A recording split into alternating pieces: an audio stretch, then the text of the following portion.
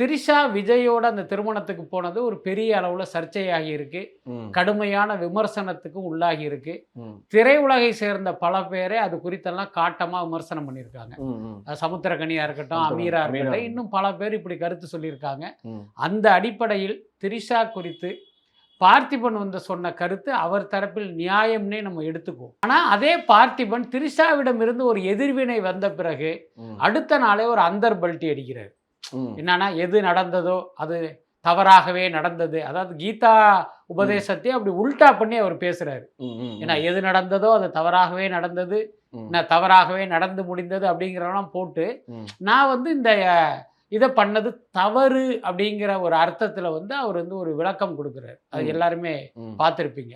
அப்போ இதோட பிரச்சனை முடிஞ்சிருந்துச்சுன்னா ஓகே, ஒரு கருத்து சொன்னாரு, திரிஷாவுடைய மனசு புண்பட்டது, அதுக்காக அவர் விளக்கம் சொல்லிட்டாரு அப்படின்ட்டு அந்த விஷயத்தை அப்படியே க்ளோஸ் பண்ணலாம்.